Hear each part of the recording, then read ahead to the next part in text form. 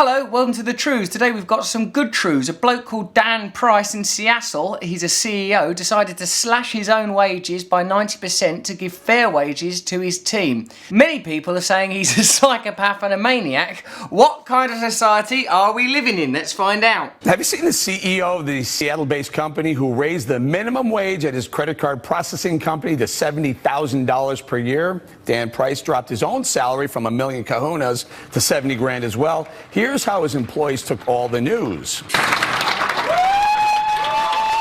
They were pleased and happy and felt connected to one another and to him. Unlike there was an invisible energy that connects all people, joyous. It's difficult to ignore the fact that Dan Price looks a lot like Jesus. And this Christ-like move of overcoming the prevailing ideology of the time and doing something kind and sweet. Here's the man of the hour. What you see is inequality in this country is getting bigger and bigger and bigger. And a lot of times people are proposing government solution, like in Seattle where I live, we have the $15 an hour minimum wage. And for me, that's a sign of failure that we didn't self-regulate and self-govern. And had we done things like this, there would be no need for an outside entity. Shut up, Dan! You're a heretic! I'm listening to these Genghis Khan podcasts at the moment, and what Genghis Khan is like, if you remove all considerations of humanity from the equation, then what can you achieve? Well, if you don't care about brutally killing people and raping people, you could really make some impacts into China, for example. Oh, should we do that then? Yes. And in a way, capitalism is the continuation of that horde mentality that Genghis Khan, a genius in his field, pioneered. Well, let's just do what we can and pretend that there is nothing else to consider, the unseen and the unknowable. Let's not worry about that. There might not be some invisible connection between us all. There might be nothing to worry about. Capitalism is Genghis Khan as a political system. Okay, Michelle, thoughts on this guy? Personally, I think he's a socialist, but your thoughts? Well, it sounds like he's a socialist. Well, that's not bad, you know. That's not like saying, well, it sounds like he's a paedophile. I mean, a socialist just means he's into sharing. I don't think that this is representative of the minimum wage debate. Look, this is not, we're not talking about people who are flipping burgers. I think the people who are out on the streets, who are upset that they're being paid $10 an hour rather than $15 an hour, should go and improve their skill set, and then maybe they can command $70,000. It's not like we need some externalized structure whereby humanity and kindness and love are promoted. Just get on with things. We're a Mongol horde rampaging through society. If you can't survive, tough luck. That's your fault. Welcome to America. How about it, John? Your thoughts? Well, I mean, I have to say, Eric, I think he's pretty foolish. I think he's a second-hander. I think he's a real Peter Keating type who needs other people to like him. I have to say, at the last minute, God decided not to make another rat and decided to make me. And I never really got over that because I'm still part rat. So, I've decided, wherever possible, to spread hatred. And what is his whole point here? That, you know, it's a moral imperative Publicity. that CEOs... Publicity. How's he getting attention? Well, it's just like, you know, trying to be nice to people. I don't like people trying to get attention. I mean, like, it's not like the guy's trying to get attention by chopping off women's heads or kicking his dog down the street as a football. It's by sharing.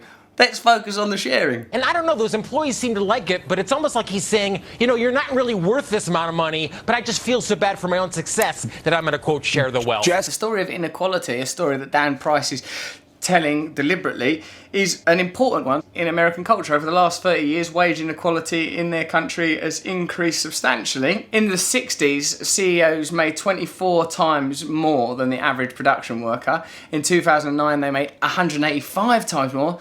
Now, only 5 years later, the average CEO earns 354 times the amount of their average worker. Nearly 50 million Americans and more than 30 million children are growing up in poverty. 1 in every 5 children. The figure is growing each year. 41 million Americans are using food stamps, and the Walton family that own Walmart have more wealth than 42% of American families combined.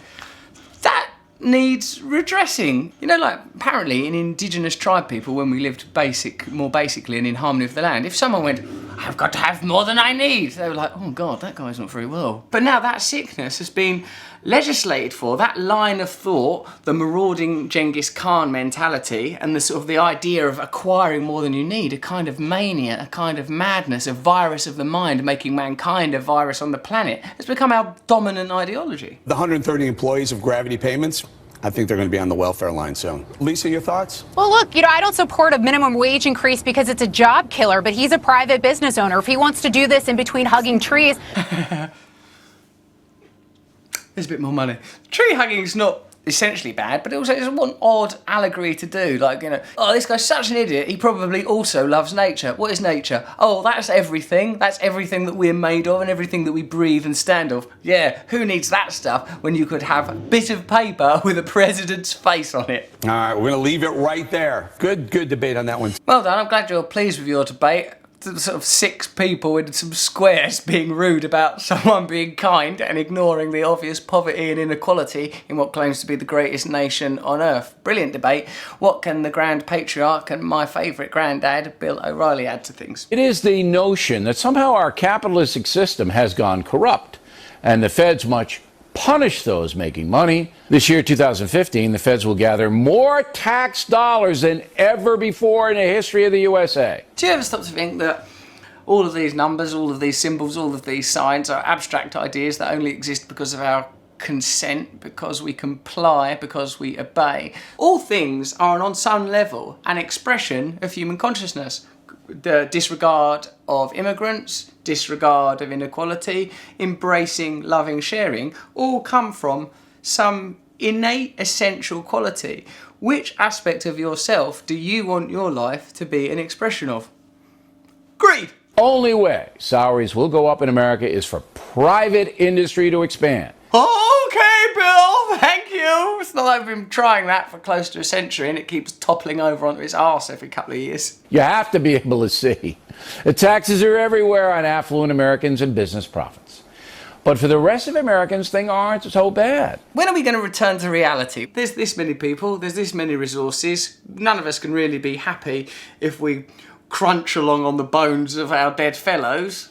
At what point will this be redressed? A tiny action of personal faith from a Seattle CEO shows us that there is an alternative. The reason it's dangerous for Fox News and the ideology that Fox News is a broadcaster for is because every time someone like that, Bo Bergdahl, the soldier that confronts their narrative around war, or this CEO confronts the narrative around finance, it reveals to people there are alternatives. Bo Bergdahl going, hey, I'm in the army and all that support the troop stuff seems a bit crazy because it seems like we're on a mad rampage. I can't handle it no more. This CEO goes, oh, I'm making loads of money, but I think I might feel better about myself if I start sharing. So what if he gets a bit of attention about it? The system only prevails because we don't think there's an alternative to it, that you can dial up this way, dial down that way. No one ever thinks that you can just go, look, let's just put that over there and carry on in a different direction.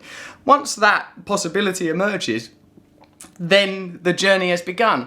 Walk through any old European city like London. The ruins are about us, old churches from centuries ago, Roman ruins from millennia ago. Civilizations fell. Genghis Khan no longer governs the world. He's just a figure of the history books unless his mentality continues to prevail.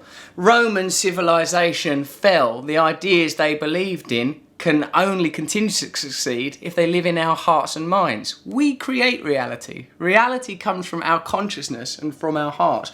We can live in the world of Fox News if we want to, the world of Rupert Murdoch, or we can live in a world where people take innovative and bold steps towards human kindness.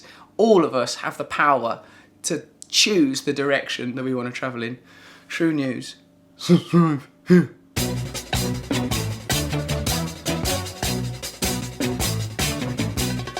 News is a tool that is abused to fool you and to leave you scared and confused.